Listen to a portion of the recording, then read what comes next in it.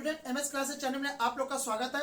आज जो टॉपिक है आपके सामने में बीपीएससी टीचर फर्स्ट शिफ्ट का एग्जाम का क्वेश्चन का सॉल्यूशन यानी मैथ और रीजनिंग। ठीक है, मैं मैथ और रीजनिंग दोनों पढ़ाता हूं तो ऑब्वियसली मैं दोनों का सॉल्यूशन आपको देने वाला हूं। बहुत सारे यूट्यूब पे बहुत टीचर ने मैथ का दिया, किसी ने रीजनिंग का दिया, मैथ का कंप्लीट नहीं दिया तो रीजनिंग नहीं कंप्लीट नहीं, लेकिन मेरे वीडियो में आपको कंप्लीट सॉल्यूशन मिलने वाला है। तो शुरू से एंड तक जुड़े रहेंगे और अपने आपको चेक कर लेंगे कि मैथ और रीजनिंग में कितना नंबर आया है। ठीक है, तो चलिए देखते हैं। और दूसरी बात मैं बता दूं आप लोगों को कि फर्स्ट शिफ्ट का जो एग्जाम जो हुआ था वो बहुत ही हार्ड क्वेश्चन था उसमें बनस्पत सेकेंड शिफ्ट के एग्जाम के तुलना में। ठीक है, तो मैं उन वैसे स्टूडेंट लोग के लिए बोलना चाहता हूं, बाबू बैड लक आप लोग का जो फर्स्ट शिफ्ट में जिसका एग्जाम था। सेकेंड शिफ्ट वाले का क्वेश्चन बहुत ही लॉलीपॉप था। ठीक है, कहीं ना कहीं है ना, बिहार सरकार से मैं उम्मीद करता हूं कि वो इसको अच्छा से देखा जाए भाई। फर्स्ट सिटिंग वाले क्वेश्चन के साथ उन लोगों को कुछ मार्क्स में कुछ किया जाए, उन लोगों को हेल्प किया जाए, नहीं तो सेकंड शिफ्ट वाला तो लड़का ऐसे ही चला जाएगा।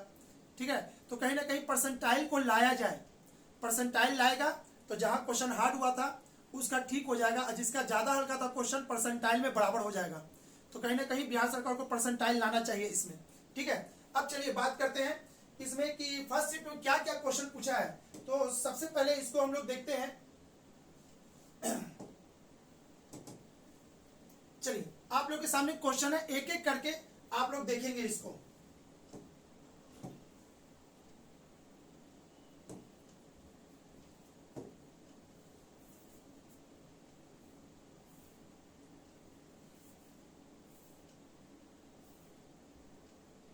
देखिएगा, पहला क्वेश्चन आपके सामने इतना इतना, तो बताइए इसका क्या होगा, यानी कि इतना बराबर इतना इतना। ठीक है, तो इसको और लिख सकते हैं, ये आपका हो जाएगा 14/13 इक्वल टू 1/x प्लस 13। ठीक है, इसको इधर लाइएगा तो x/13 इक्वल टू ये कितना हो जाएगा 1/13, 13 से 13 कट जाएगा यानी x का मान 1 और इसका आंसर हो जाएगा a। ठीक है, चलिए नेक्स्ट क्वेश्चन की तरफ चलते हैं हम लोग। नेक्स्ट क्वेश्चन क्या कह रहा है,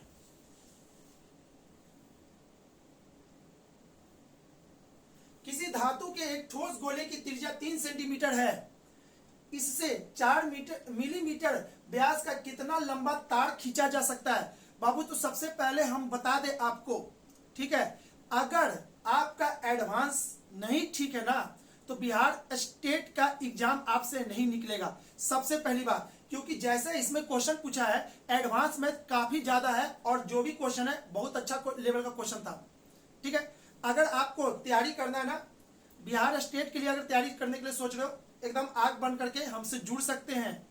ठीक है, आपको सारा डिटेल मिल जाएगा। ठीक है, चलिए, क्यों? क्योंकि एडवांस में जब हम पढ़ाएंगे ना तो एक्स ना तो वाई ना तो 100 और ना ही कोई फॉर्मूला यूज करते हैं ना ही कोई ट्रिक यूज करेंगे, सीधे देखो और टिक मारो। अगर नहीं करोगे तो एग्जाम से आप बाहर हो जाओगे। चलिए फिलहाल उसकी बात बाद में करते हैं और यहाँ पे सुनते हैं, किसी धातु के एक ठोस गोले की त्रिज्या। अरे भाई, ठोस गोले की त्रिज्या कह रहा है, यानी एक ठोस गोला है जिसकी त्रिज्या कितना सेंटीमीटर है, 3 सेंटीमीटर। ठीक है, 3 सेंटीमीटर है, इसे 4 सेंटीमीटर मिलीमीटर यानी कि इसका वॉल्यूम किसके वॉल्यूम के बराबर होगा, एक तार के वॉल्यूम के बराबर होगा। इसको खींच करके एक लंबा तार बनाया गया है और बताया कि उस लंबे तार की लंबाई कितनी होगी। तो इस लंबे तार की लंबाई क्या होगी, यानी कि मान लेते हैं आप h मानो। h क्यों मानेंगे, क्योंकि देखिएगा बाद में पता चल जाएगा। ठीक है, इसका वॉल्यूम और इसका वॉल्यूम सेम होगा तो इसका वॉल्यूम क्या होगा 4/3 पाई आर क्यूब यानी इतना, और इसका वॉल्यूम क्या होगा, ठीक है, पाई आर स्क्वायर। अच्छा, आर इसमें 4 मिलीमीटर व्यास बोला है, व्यास बोला है बाबू, यानी कि रेडियस कितना हो जाएगा 2 मिलीमीटर, 2 का होल स्क्वायर इनटू हाइट, यानी कि सिलेंडर का वॉल्यूम क्या होता है पाई आर स्क्वायर इनटू हाइट, यही होता है। ठीक है, अब बात कीजिए, यहाँ 3 सेंटीमीटर बोला गया है और यहाँ 4 मिलीमीटर बोला गया है। ठीक है, और आंसर किस में दिया है, मीटर में भाई, मीटर में। तो 3 सेंटीमीटर को मीटर में चेंज करने के लिए 100 से डिवाइड करते हैं। तो देखो तो बाबू यहाँ पे कितना से डिवाइड होगा, इतना के पावर 3 से होगा। क्यों? क्योंकि पावर 3 है तो एक को चेंज करेंगे 100 से, यानी कि 3 को करेंगे। और यहां पे कितना करेंगे, 4 मिलीमीटर है, तो 4 मिलीमीटर यानी कि एक, अरे भाई 4 मिलीमीटर, सॉरी 4 नहीं है, 2 मिलीमीटर ना, रेडियस 2 है, तो इसको मिलीमीटर को अगर हमको मीटर में चेंज करना तो 1000 से डिवाइड करेंगे। तो 1000 से डिवाइड करेंगे तो इतना से करेंगे, क्योंकि यहाँ पे 2 बार है तो 2 का करेंगे। चलिए अब इसको निकालना है, निकाल देते हैं। पाई से पाई कट गया, ठीक है। और यहाँ पे देखिएगा, इस चीज को हम लिख सकते हैं ऐसे, और इस चीज को हम लिख सकते हैं ऐसे। तो यहां से यहां ये पूरा कट जाएगा, यानी कि ये पूरा कट जाएगा, आपका पूरा खत्म होने वाला है पूरा, ठीक है। अब बचा क्या, 4/3, और यहां से एक यहां भी कट गया, तो आपका क्या बच रहा है, 4 अब इंटू 9, और यहां कितना बच रहा है, 4 इंटू एच, 4 से 4 कट गया, तो एच बराबर कितना हो गया, 9, और इसका आंसर होगा 9 मीटर। यानी कि इसकी लंबाई कितना लंबा करे, इस घन को, इस ठोस को कितना घिस सकते हैं, यानी कि 9 मीटर का लंबा तार बनाया जा सकता है। आई होप कि आपको समझ में आया होगा, नहीं आया होगा तो वीडियो को वापस फिर से करके देख सकते हैं। नेक्स्ट क्वेश्चन की तरफ चलते हैं। एक फर्नीचर विक्रेता को 30 कुर्सी के बेचने के बराबर, भाई जब हम अपना क्वेश्चन, जब हम अपना लाइव क्लास बता रहे थे, पढ़ा रहे थे लड़के लोग को बीपीएससी टीचर का, तो इस टाइप का क्वेश्चन को बोले थे, देखते ही उड़ा देना है, ठीक है। कैसे, एक फर्नीचर विक्रेता 30 कुर्सी के बेचने पर 6 कुर्सी के विक्रय मूल्य के बराबर हानि होती है। अच्छा, 30 में बेचे थे तो 6 का हानि हुआ था, अगर हानि नहीं होता तो उसको 36 में बेचना था। अच्छा, तो ये पता चल गया मेरा कि सीपी बराबर कितना हो जाएगा, 36, और आपका हानि दिया हुआ है कितना, 6, तो 6/36 इंटू 100 आपका कितना हो गया, इतना, यानी कि आपको कहेंगे कि 50/3 यानी कि 16.2/3% का हानि होगा, और इसका आंसर हो जाएगा 16.2/3, ठीक है। नेक्स्ट क्वेश्चन फटाफट देख लेते हैं हम लोग। नेक्स्ट क्वेश्चन इधर पेज पे है, इसको भी देखते हैं फटाक से। देखिएगा, 2 अंक का एक संख्या का अंकों का गुणनफल 36 है। माना वो संख्या क्या है, x और y, जिसका गुणनफल 36 है। तो भाई ये गुना कैसे 36 हो सकता है, कैसे हो सकता है, तो देखिए तो 4 गुने 9, 9 चौके 36, 6 गुने 6, 9 चौके 36, 9 गुने 4, 9 चौके 36, यानी संख्या क्या हो गया, 4 9, 6 6 और 9 4। तो आपसे क्या पूछ रहा है, यदि संख्या में से 45 घटा दिया जाए, 9 चौके, यहाँ पे 36 होगा, यहाँ पे भी 36 होगा बाबू, ये उसी को हम लिख दिए थे ना। एक मिनट, सही तो था, यानी कि 49 था, 66 था, 94, बहुत अच्छा, ये सही था, ठीक है। अब यहाँ पे देखते हैं, यदि संख्या में से 45 घटा दिया जाए, अरे भाई संख्या में से 45 घटाना है, सब में से 45 घटाना है, सब में से 45 घटाना है। अगर इसमें से 45 घटाइएगा, ठीक है, तो वो संख्या छोटा हो जाएगा भाई, जिसका गुणनफल 36 नहीं होगा, यानी कि आपका ये वाला नहीं होगा। अच्छा, ये तो होगा नहीं, इसको इधर उधर पलटिए तब पर भी 6 का 6 ही रहेगा, इसको इधर से इधर पलटिएगा, है ना, तो 45 हो जाता है, ठीक है। अब 45 इसमें से घटाएंगे तो आपका इसका आंसर हो जाएगा 49। तो देखिए तो जैसे इसमें से 45 घटाएंगे, संख्या हो गया 49, यानी इसका उल्टा हो गया। तो वही तो पूछा था, ऐसा कौन संख्या है जिसमें से 45 घटाने पर वो संख्या उल्टा हो जाता है, और इसका आंसर हो जाएगा 94। इसमें 94 नहीं बाबू, 94 इसका मेन आंसर है। इसके अनुसार से उपयुक्त में से कोई भी नहीं, इसका आंसर होगा ऑप्शन नंबर ई होगा, ठीक है। चलिए आगे फटाफट देखते हैं। और ये वाला क्वेश्चन तो बाबू बहुत ही लॉलीपॉप है, वैसा स्टूडेंट जो मेरे एडवांस मैथ पढ़े होंगे, ठीक है, वो लोग तो इसके लिए खेलेंगे ऐसे सवाल से। क्या मैंने बोला था, पूरे एडवांस मैथ में कहीं भी AQ BQ CQ दिखाई दे, ठीक है, AQ BQ CQ दिखाई दे तो उसके साथ 3ABC ना हो तो उसका आंसर 3ABC होता है, और जिसके साथ 3ABC होता है उसका आंसर 0 होता है, ठीक है। तो खैर जो लोग नहीं पढ़े हैं उतना देखने की जरूरत नहीं है, इसका आंसर वो जज करना चाहते हैं तो यहाँ पे जज कर लेंगे अपने आंसर को।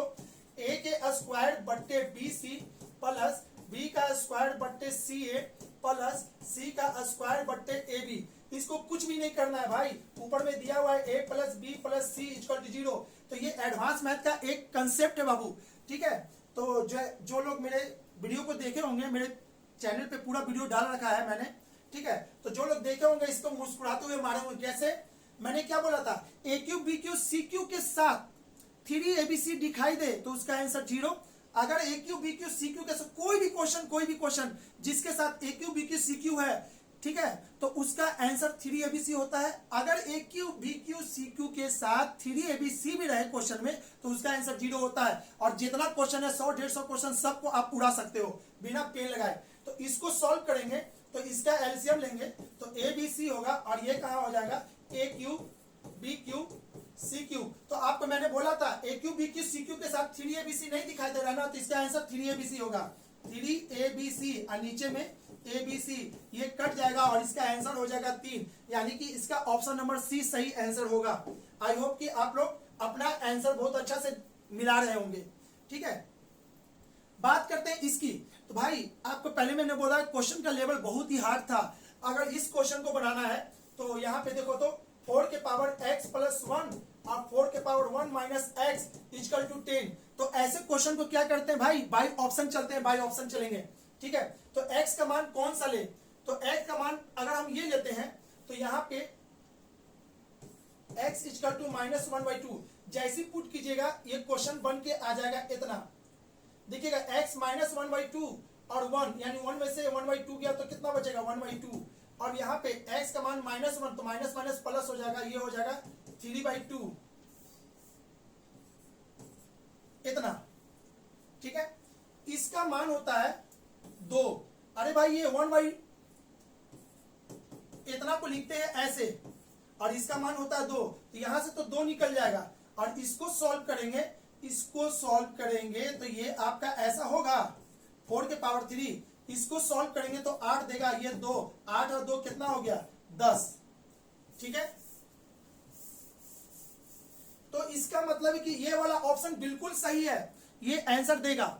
ठीक है, लेकिन नेक्स्ट ऑप्शन भी दे रहा है भाई x इक्वल टू +1/2। जब +1/2 करेंगे बाबू ध्यान से समझना, जब माइनस किए तो ये हो गया था, और जब प्लस डालेंगे तो यहाँ पे प्लस डालेंगे तो x के पावर 3/2 हो जाएगा और यहाँ पे डालेंगे तो x के पावर 1/2 हो जाएगा। अरे भाई यही सेम चीज फिर से हो गया, यानी कि आपका ये दोनों आंसर सही है, दोनों, यानी कि उपयुक्त में से एक से अधिक आंसर, इसका आंसर होगा डी, एक से अधिक आंसर होगा।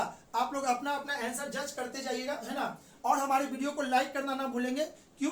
क्योंकि भाई बहुत मेहनत से हम पूरा का पूरा क्वेश्चन का सॉल्यूशन आपके लिए तैयार किए हैं कि अच्छे से समझ में आ जाए सबको। चलिए यहां तक तो खत्म हो गया, अब आते हैं नेक्स्ट पेज पे। तो यहां पे समझिएगा x³ - 3x² plus x plus 2 का एक बहुपद इतना है। अरे भाई आपको मैं पहले ही बता दूं, अरे इस क्वेश्चन का लेवल बहुत हार्ड था, नहीं देना चाहिए था एग्जाम में ऐसे क्वेश्चन लड़के लोग को। ठीक है, इसका लेवल बहुत ज्यादा हार्ड कर दिया। तो मैं बता दूं इसका सॉल्यूशन अगर मैं करूं ना तो बोर्ड भी छोटा पड़ जाए। ठीक है, तो इसका आंसर आपका बस इतना जानो कि ए होगा, x - 2 इसका आंसर है। तो जो लोग भी इसको बनाए हैं x - 2 इसका आंसर, वो अपने आप को जज कर सकते हैं।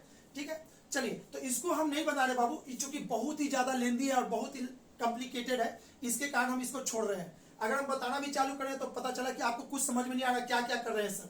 इससे अच्छा कि बस आंसर जज कर दो। और बाकी दूसरा मेरा क्लास जब ज्वाइन करोगे तो उसमें हम इसका पूरा लेसन ही है मेरे पास, है ना, आपको घबराना नहीं है। बिहार स्टेट का क्वेश्चन जो आएगा उसमें एडवांस में सबसे ज्यादा रहेगा, तो हम लोग उसको बहुत अच्छे से पढ़ेंगे।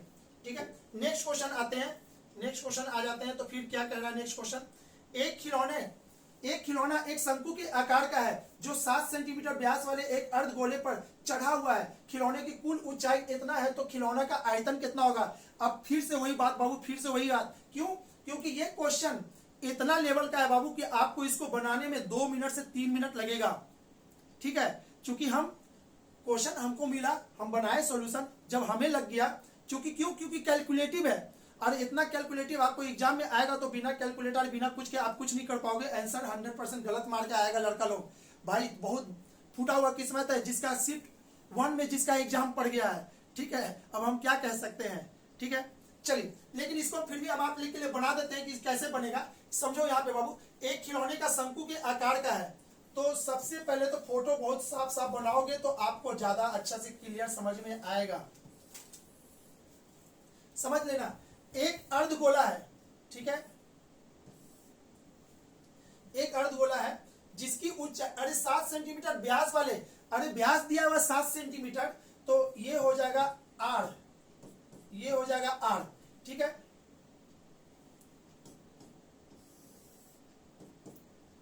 ये दिया हुआ है 14 सेंटीमीटर, ठीक है।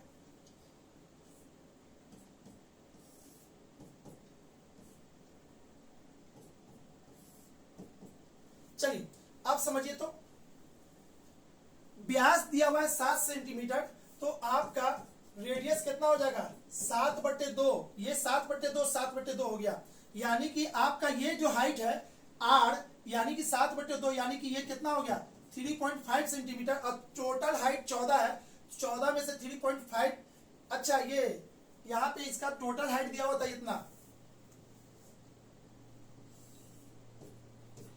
14.5, तो 14.5 में से 3.5 गया, तो ये कितना बच गया 11.5, ठीक है। यानी इसका हाइट पता चल गया। अब अकॉर्डिंग टू क्वेश्चन बोल रहा है, तो खिलौने की कुल ऊंचाई इतना हो तो खिलौने का आयतन कितना होगा भाई। इस खिलौने का आयतन कैसे निकलेगा उसको समझ लेते हैं भाई। इस खिलौने का आयतन चलिए 3.5 10 इतना 14 इतना आतोड़ा है, सही है। एक मिनट कुछ तो गलती कर दी है क्या। 14.5 लिए हैं, ठीक है 7.5 3.5 होता है। जब 14.5 में से 3.5 जाएगा तो यहाँ पे बचेगा कितना 11। यहाँ पे गलती था, यहाँ पे 11 होगा, ठीक है। अब वॉल्यूम पूछ रहा है भाई, इसका वॉल्यूम क्या होगा इस खिलौने का वॉल्यूम। तो इस खिलौने का वॉल्यूम के लिए आपको क्या करना है, शंकु का आयतन 1/3 pi R square into H, pi R square into H, H कितना है 11, प्लस इसका 4/3 पाई आर क्यूब, तो 4/3 का आधा 2/3 पाई आर क्यूब। बस इसको सॉल्व कीजिएगा, आपका आंसर आएगा। लेकिन इसको सॉल्व करना मुश्किल है भैया, क्यों, क्योंकि सब दशमलव में फंस रहा है भाई। तो 1/3 पाई 22/7 आर का स्क्वायर, आर कितना है भाई इसका आर आपको दिया 3.5, यानी कि इसको हम लिख सकते हैं 7/2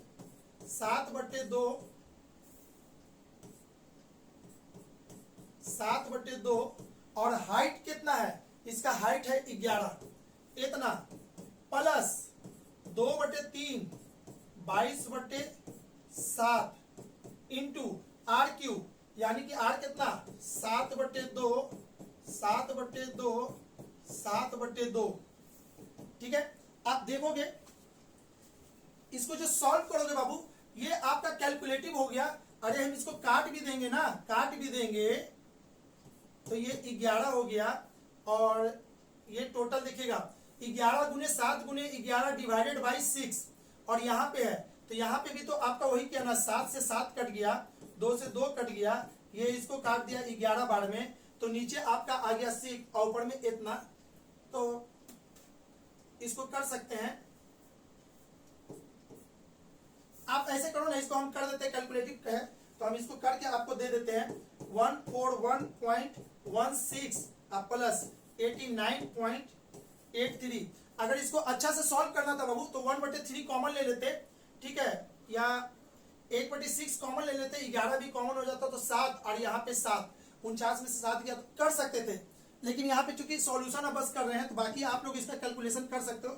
इसको जैसे ही जोड़ोगे ये आ जाएगा 230.91 अप्रॉक्स लेंगे तो ये हो जाएगा 231, आपका आंसर हो जाएगा 231, यानी कि ऑप्शन नंबर ए, ठीक है। चलिए नेक्स्ट क्वेश्चन की तरफ चलते हैं। अब हम लोग नेक्स्ट क्वेश्चन क्या कह रहा है,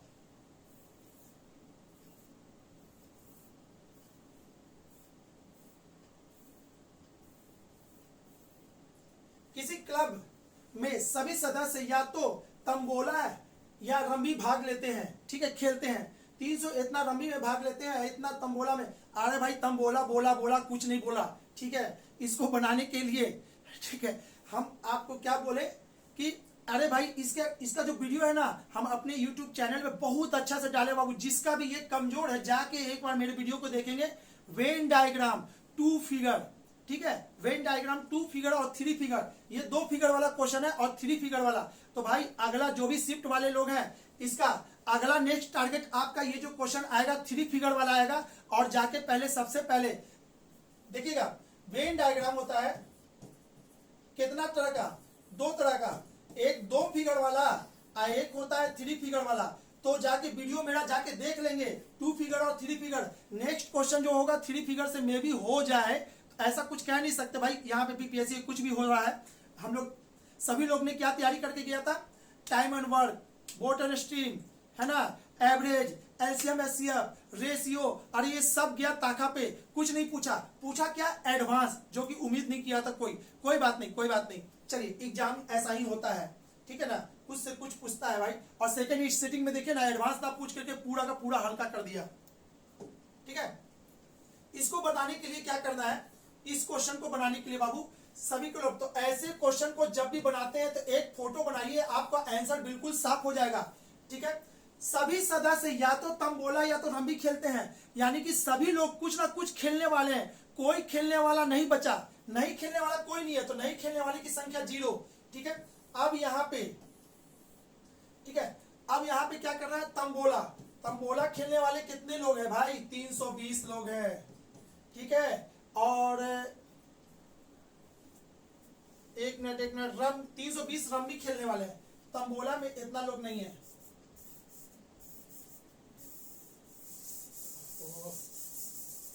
फिर से 101 फिगर बना लेते हैं भाई।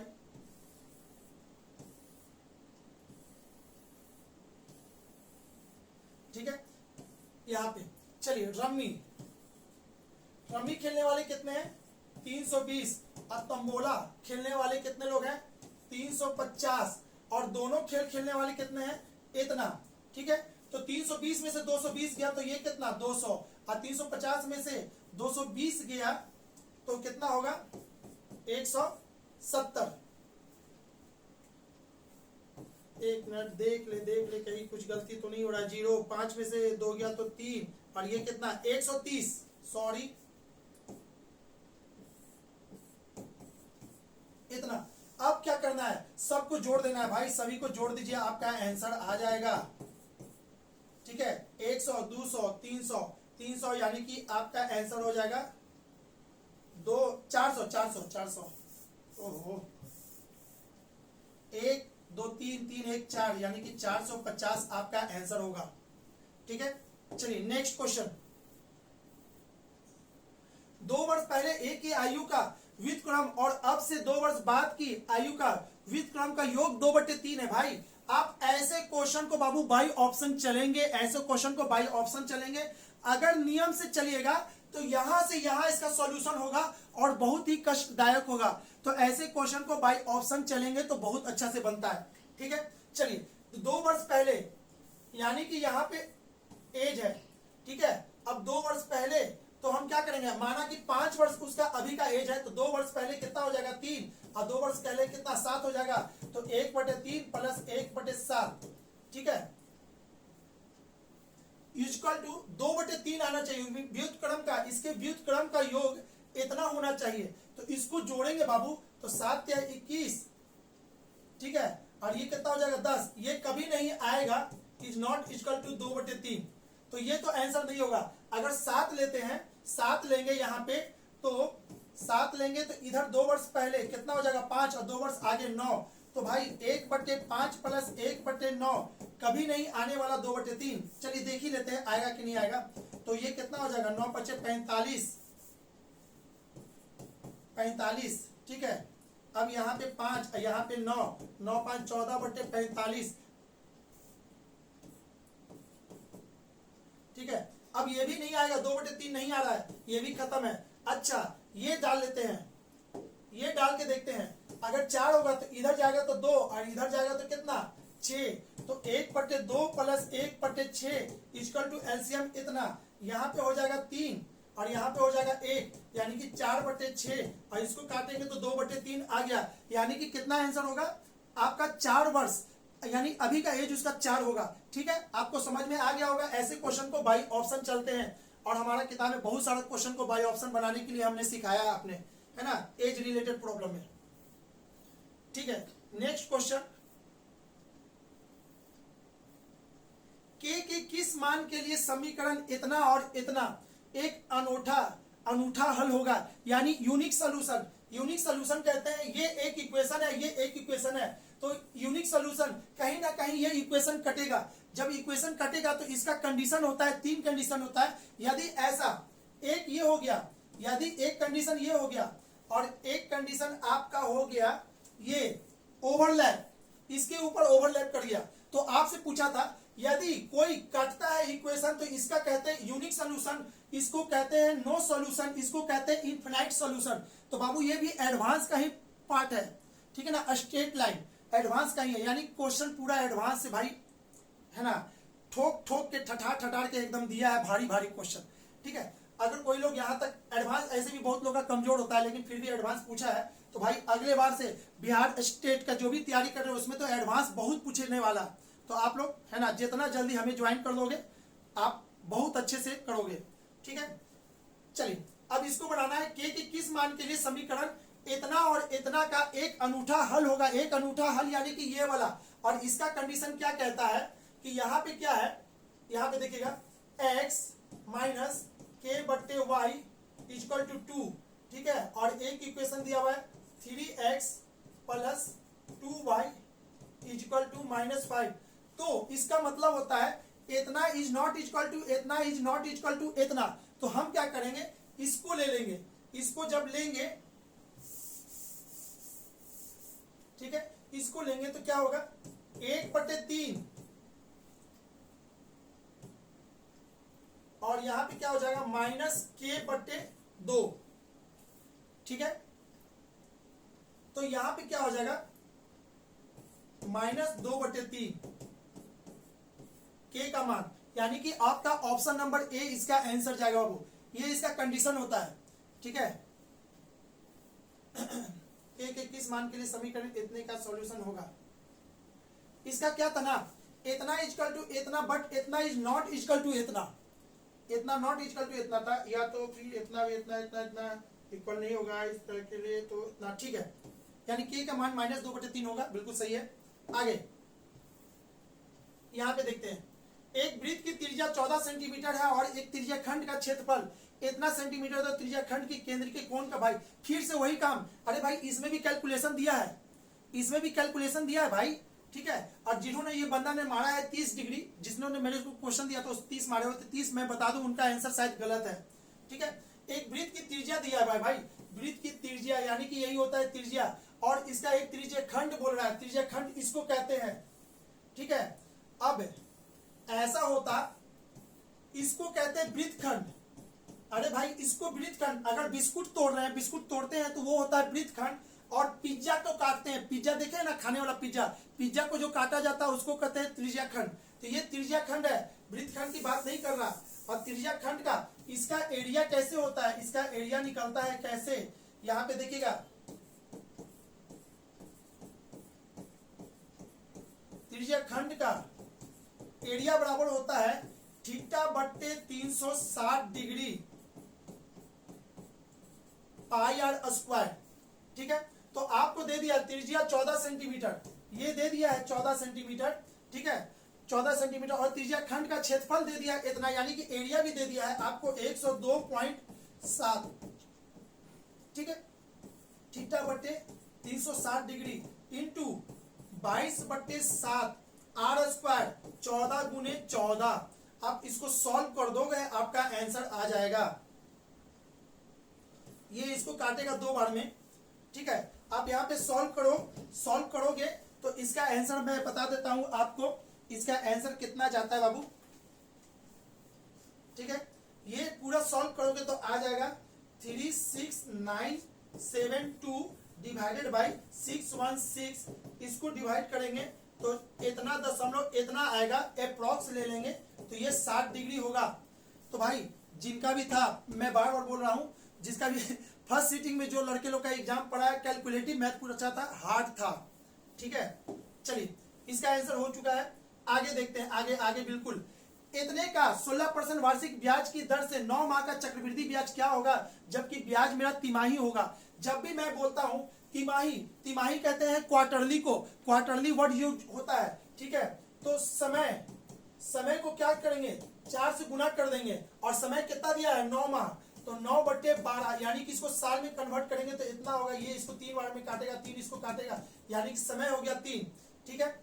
और दर क्या होता है 1/4 होता है भाई, 1/4 हो जाएगा, जो भी दर दिया जाएगा उसका 1/4, कब, तो ये 16, तो ये इसको काटेगा तो कितना 4। तो आपसे सबसे पहले इसको निकालना है ए बराबर क्या होता है इतने रुपये का, तो रुपया आपका दे दिया है 15625, इतना 1 प्लस आर कितना है इतना बट्टे 100 के पावर 3, इसको सॉल्व करेंगे 15625 और ये हो जाएगा 25, यानी कि हो गया 26/25, 26/25, 26/25, ठीक है। इसको काटिएगा, ठीक है, इससे इसको काटेंगे तो 625 बार में कटेगा, और 25 का स्क्वायर है ना, ये पूरा चला जाएगा, ये पूरा कट जाएगा इसको, तो आपका 26 गुने 26 गुने 26, ठीक है। अब 26 गुने 26 गुने 26 कितना आता है हम आपको बता दे करके कितना आता है, इसमें हो जाएगा 17576, 17576। इसलिए आपसे पूछा क्या है भाई, पूछा यहाँ पे आपको है क्या, पूछा है कहाँ चला गया,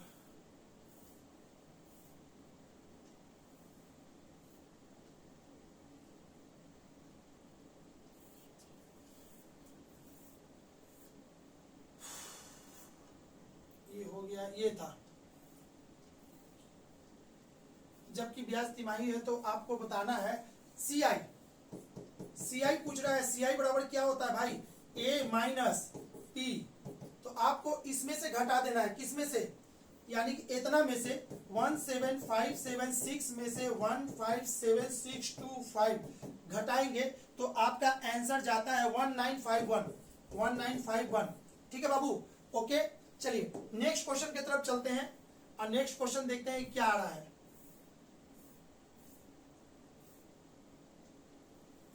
यदि समीकरण इतना प्लस के 8 के मूल गुणांक 3 हो तो के का मान क्या होगा, ठीक है। ऐसे क्वेश्चन को 1 मिनट हम भी देख ले, इसको बनाने के लिए क्या किए थे, इसमें कुछ तो दिक्कत हुआ था, इसको बनाने के लिए ना इसमें कुछ तो प्रॉब्लम हो गया था, कहीं ना कहीं हमें डाउट हुआ कि इसका आंसर उपयुक्त में से कोई नहीं होगा, तो हमने इसको थोड़ा सा डाउट लगा तो छोड़ दिया, ठीक है। कहीं इसको काटने में कुछ गलती किया मैंने, फिलहाल इसको छोड़ देते हैं, है ना, गलत बताने से बेटर है कि हम भी छोड़ दें जिस पे डाउट लग रहा है।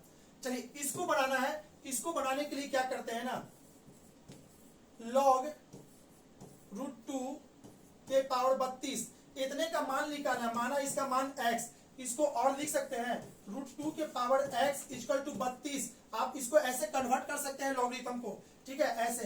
तो ये चीज क्या हो जाएगा ना,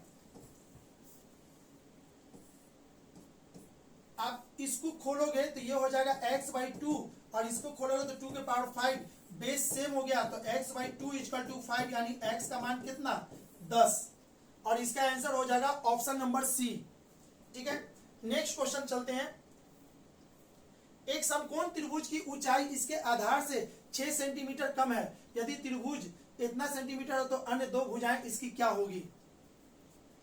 एक समकोण त्रिभुज की ऊंचाई इसके आधार से, ऐसा करते हैं बाबू, इसको देख लेते हैं। एक समकोण त्रिभुज की ऊंचाई है, एक समकोण त्रिभुज की ऊंचाई इसके आधार से 6 सेंटीमीटर कम है, आधार से 6 सेंटीमीटर कम है, ये x है तो ये x - 6, यदि त्रिभुज यानी यदि अतिभुज लिखा हुआ जी, अतिभुज यानी कर्ण इतना सेंटीमीटर है, 218 का इतना है, तो अन्य दो भुजाएं कितना होगा। अरे भाई ये कैसे होता है, x का स्क्वायर माइनस इतने का होल स्क्वायर का अंडर रूट इक्वल टू इतना, ठीक है, यही ना होगा। ये दे दिया भाई, ये भी दिया हुआ है, तो इतने का स्क्वायर प्लस इतने का स्क्वायर का अंडर रूट करेंगे तो इसका वैल्यू लिख लेगा, ठीक है, यानी इतना। तो रूट से रूट आप काट दो, तो रूट से रूट काटोगे तो x² प्लस ये क्या हो जाएगा x square plus 36 minus 12x equal to 218। ठीक है, अब एक्स स्क्वायर भाई ये भी तो आपका कैलकुलेटिव जाएगा भाई, कैलकुलेटिव जा रहा है ये तो, माइनस 12x। ठीक है, ये 36 उसमें से घटा देंगे तो इतना में से 36 गया तो 8 में से 6 गया तो 2, और ये हो गया 11, 11 में से 3 गया तो 8, 182। ठीक है, अब यहाँ पर से क्या करें कि 182 हो जाए तो बाई ऑप्शन भी आप चल सकते हैं। ठीक है, तो अन्य दो भुजाएं क्या होगी, यहां से दो चीज तो पक्का है आपका निकलेगा, एक्स का वैल्यू भाई बहुत कैलकुलेटिव है। ठीक है, इसको छोड़ते हैं क्योंकि ये भी कैलकुलेटिव है, लंबा जा रहा है। अब यहाँ से x का वैल्यू निकालेंगे, x का वैल्यू आप लोग अगर निकाल रहे हो तो देखोगे। ठीक है, यहाँ से x का वैल्यू निकालो, x का वैल्यू निकालने के बाद वापस डालोगे तो आपका दोनों भुजा निकल जाएगा। ठीक है, और नहीं तो आप ऐसा काम कर सकते हो ना कि 6 सेंटीमीटर का है, 11 में से 5 गया तो 6, 15 में से 9 गया तो 6, तो आप क्या करोगे ना, ऐसे क्वेश्चन को बाई ऑप्शन चलो ना, बेटर रहेगा। बाई ऑप्शन चल जाते हैं, सबसे अच्छा तरीका बाई ऑप्शन चलने का है। ठीक है, तो आपका ये दिया हुआ है 218, तो अगर हम ये ऑप्शन लेते हैं कि एक 5 है, सॉरी ये 11 है तो ये 5 है। ठीक है, तो 5 का स्क्वायर प्लस 11 का स्क्वायर का अंडर रूट करके देखिए तो कितना आता है, 1 2 1 और ये 25, 5 1 6 2 2 4 और ये कितना, इतना 146 नहीं होगा। अगला 9 और 5, तो 9 का स्क्वायर प्लस 15 का स्क्वायर का अंडर रूट, तो ये हो जाएगा आपका 81 और ये हो जाएगा कितना 225। तो इसको जोड़ेंगे तो 5, ये भी नहीं होगा। ठीक है, अरे भाई आपको यहाँ पे 8 दिया है ना, तो 8 कैसे आएगा, नहीं आएगा तो छोड़ दीजिए। ठीक है, नेक्स्ट क्या है 10 और 16, तो 10 का स्क्वायर 100 और 16 का होता है 256, इसको भी जोड़ेंगे तो आपका वो नहीं आएगा, यानी उपयुक्त में से एक से अधिक, उपयुक्त में से कोई नहीं। ठीक है बाबू, इसका आंसर क्या होगा, उपयुक्त में से कोई नहीं होगा। ठीक है, क्यों, क्योंकि ऑप्शन से चेक कर रहे हैं तो आपका आंसर कोई भी नहीं आ रहा है कि 218 हो जाए, तो 218 तो कोई हो ही नहीं रहा है, तो 218 नहीं हो रहा है। एक बार फिर से तो चेक कर ले, 5 का स्क्वायर 25, ठीक है, 5 का स्क्वायर 25 और 11 का होता है 1 2 1, तो 6 2 2 4 नहीं आएगा। 9 81 और ये 2 2 5, 81 5 1 6 नहीं आएगा। 10 और 6 नहीं आएगा, यानी कि इसमें से कोई नहीं होगा भाई, उपयुक्त में से कोई नहीं, क्योंकि आपको ये 8 नहीं आ रहा है, यूनिट यानी कि यूनिट डिजिट से हमने निकाला इसका आंसर, तो इसमें से कोई नहीं होगा। ठीक है, अगला क्वेश्चन,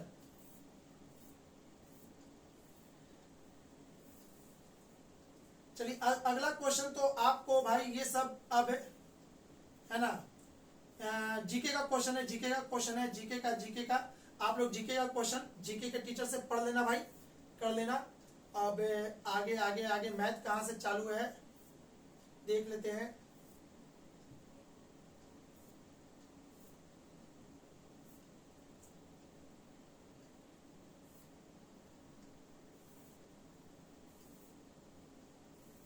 हाँ जी, मैथ यहां से चालू है फिर से।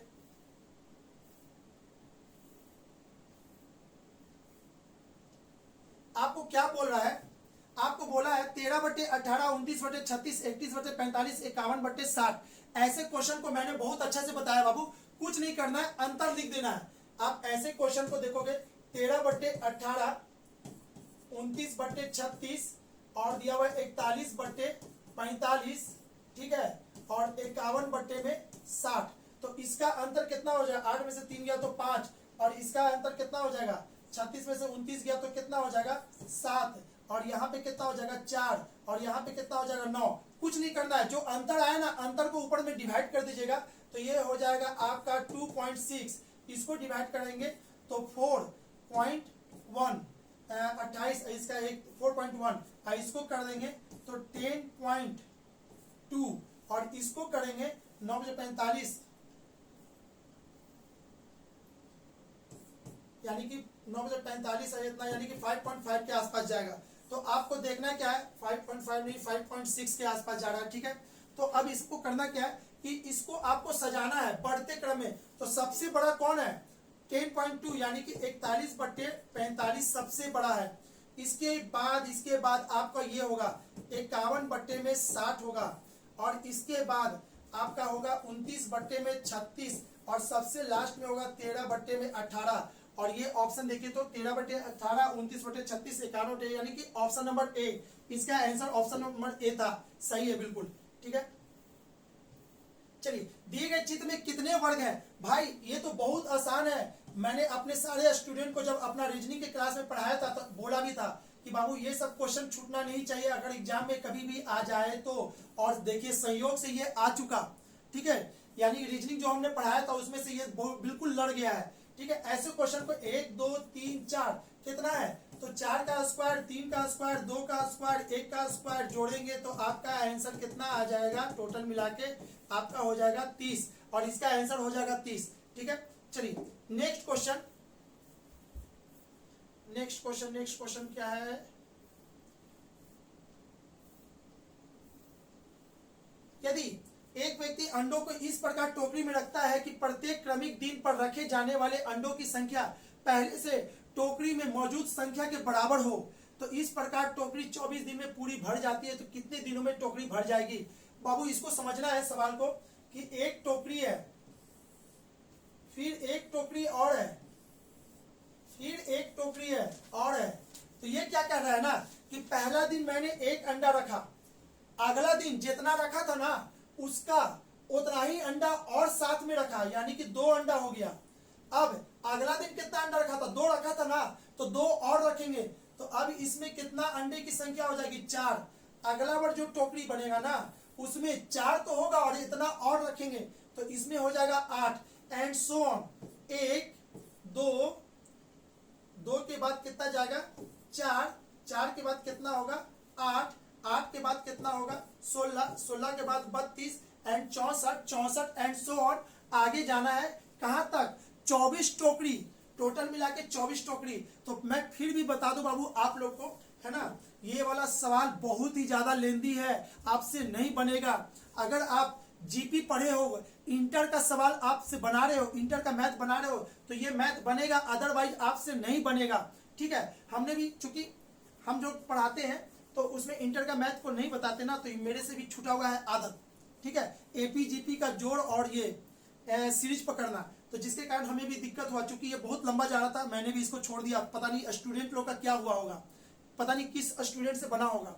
ठीक है, चलिए तो हम भी इसको बस आपको बता दिए कि इसको बनाने के पहले आपका इंटर का मैथ एकदम तगड़ा होना चाहिए था, तभी ये सवाल बनता। जीपी का ये सम है, ठीक है, जीपी का सम था, और जिसको आएगा और भी कैलकुलेटिव है, बहुत बड़ा कैलकुलेटिव है, तो इसको छोड़ दिया हम भी। चलिए आगे, दो संख्याओं का योग 480 है। यदि संख्या में 2% कमी की जाती है और छोटी संख्या में 10% की वृद्धि की जाती है तो प्राप्त संख्या बराबर होती है। बराबर संख्या क्या है लगभग? ठीक है, तो इसको कैसे बनाएंगे? इसको बनाने के लिए देखिएगा, दो संख्या का योग इतना है, तो x plus y equal to कितना 480। बोल रहा है यदि बड़ी संख्या में 2 घटा दिया जाए, माना कि इसको बड़ी मान लेते हैं, इसको छोटी मान लेते हैं, इसमें 2% घटा देंगे तो x का कितना हो जाएगा 98% प्लस नहीं करना है, और क्या बोल रहा है 10% इसको बढ़ा दिया जाए तो y का 110%। आपस में दोनों संख्या बराबर हो जाता है भाई, दोनों बराबर हो जाता है, तो ये कटेगा। ठीक है, अब x बट्टे y इक्वल टू हो जाएगा इतना बट्टे 98, यानी कि 55/49। ठीक है बाबू, अब ये रेशियो हो गया, और आपको पता है दोनों संख्या का योग 480 है। अच्छा, तो इसका सम बराबर उतना कहेंगे 9 5 14 की 4 5 4 9 1 10, यानी इतना बराबर 480 के, तो 1 बराबर 480 अब बट्टे में इतना। तो आपसे क्या पूछा था? बड़ी संख्या किसको माने थे? x बराबर कितना है 55। अच्छा, तो 55 में कितना 480 बट्टे इतना इंटू 55। ठीक है, अब इसको काटोगे तो आप टोटल काटोगे, ये तो आपका आ जाएगा 3300 बट्टे 13। ठीक है, इसको काटने के बाद आ जाएगा आपका आंसर यही, यानी कि इसका आंसर आपका यही था 330013।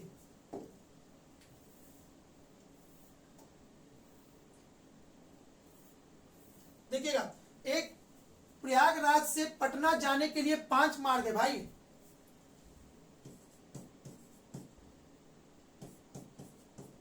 प्रयागराज से पटना जाना है, पटना जाना है भाई इसको। तो 1 2 3 4 5 रास्ता है पटना जाने के लिए, PATNA, पटना जाने के लिए। ठीक है, फिर बोला है पटना से कोलकाता जाना है, पटना से कोलकाता जाना है भाई इसको। तो पटना से कोलकाता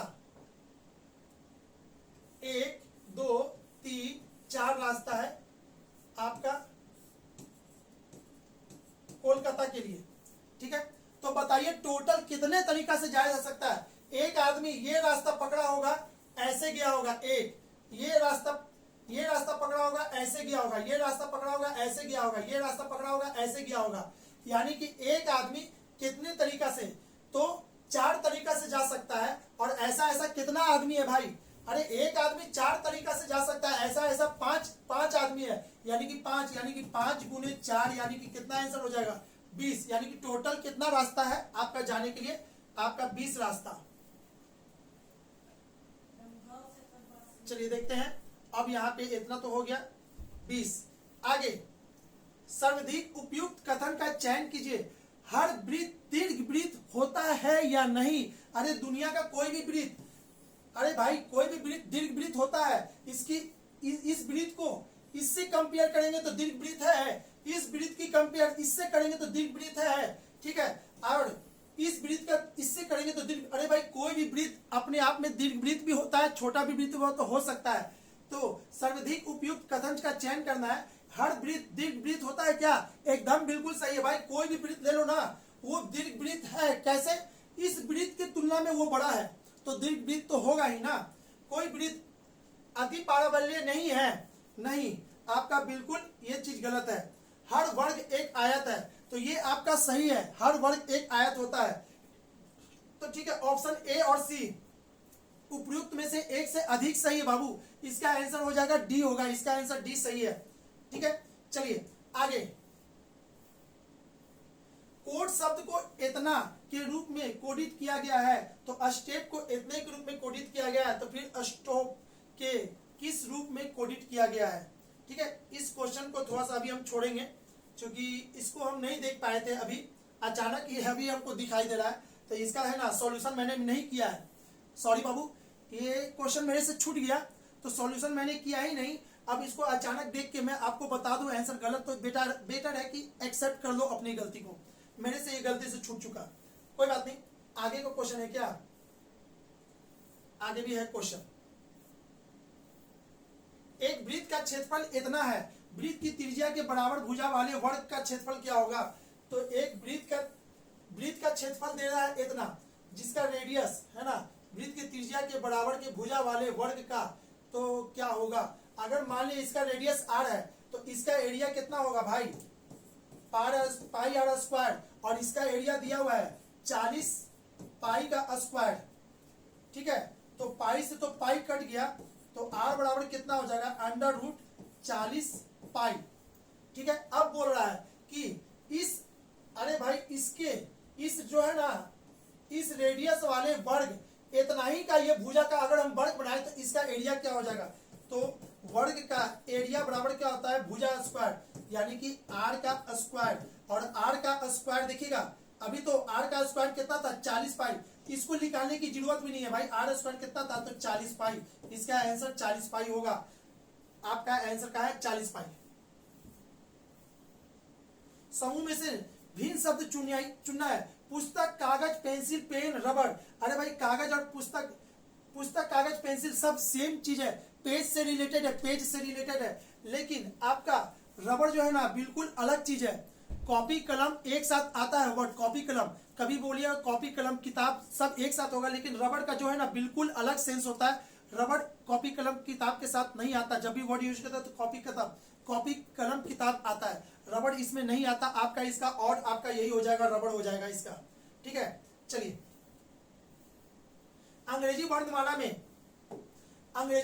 में यदि A का मतलब 1 होता है, D का मतलब 2 होता है, P का मतलब 4 होता है, तो निम्नलिखित में से कौन सा 3 को दर्शाता है, तो 3 को दर्शाता है। तो बाबू इसको समझने के लिए ना ABCD आप लिख के बता देते हैं, ABCDEFGHIJKL, ठीक है। A के लिए कितना 1, अच्छा D के लिए कितना 2, ठीक है।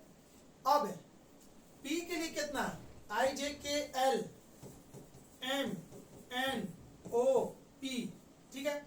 P के लिए कितना वर्ड यूज किया है 4। अरे भाई देखो तो A का पोजीशन 1 होता है, ये 2 होता है, ये 3 होता है, ये 4 होता है, एंड सो ऑन। अच्छा 4 किसका स्क्वायर है 2 का स्क्वायर है, ये किसका स्क्वायर है 1 का स्क्वायर है, और P के लिए कितना यूज किया है 4, तो P का पोजीशन 16 किसका स्क्वायर है 4 का, तो सब का स्क्वायर का जो होता है ना वही पोजीशन आपको दे रहा है, ठीक है। तो आपसे क्या पूछा है 3 को दर्शाता है, तो 3 को कौन दर्शाएगा, तो 3 का स्क्वायर क्या हो जाएगा 9, और 9 किसको दर्शाता है I को, यानी कि इसका आंसर क्या होगा, इसका आंसर I होगा। तो जिस बंदे ने H मारा वो तो उसका 1 नंबर तो चला जाएगा।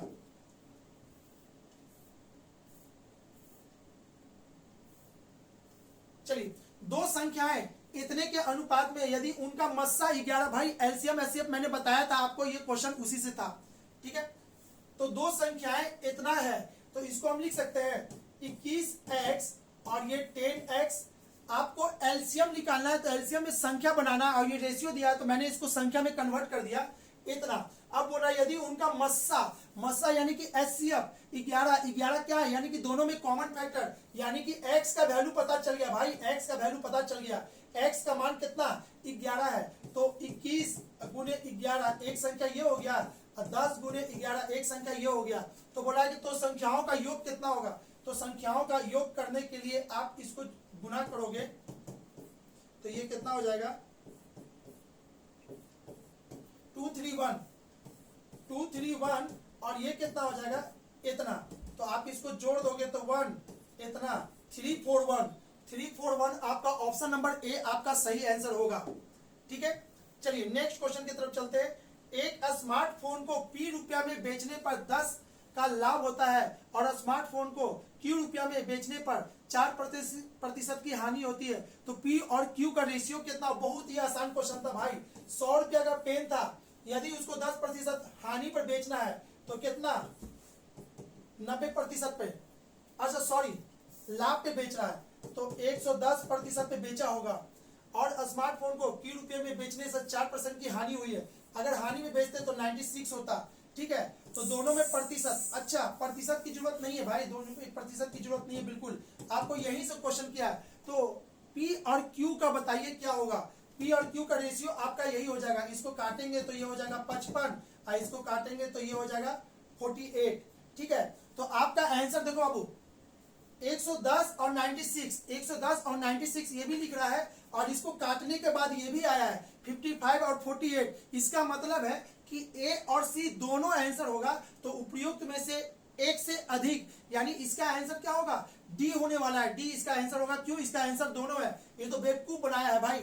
कुछ क्वेश्चन इसमें बहुत हल्का है तो बहुत सारे क्वेश्चन भारी भी है, ठीक है। चलिए अगला, एजुकेशन शब्द के अक्षर को कितने प्रकार से व्यवस्थित किया जा सकता है ताकि स्वर एक साथ आ जाए, और भाई फिर से आप लोग का जो है ना क्लास अच्छा से लिया गया है इस शिफ्ट 1 में। क्यों, क्योंकि ये परमोटेशन कॉम्बिनेशन है, यानी वो भी नहीं छोड़ा, परमोटेशन कॉम्बिनेशन को भी ले आया। अब इसको बनाना है तो इसमें क्या होगा, इसको देखिए तो EDUCATION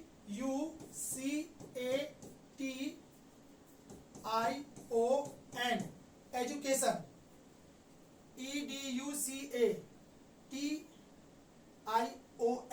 देख लेते हैं भाई, जरा सा भी स्पेलिंग इधर से उधर हुआ है ना तो मेरा चला जाएगा, वाट लगेगा।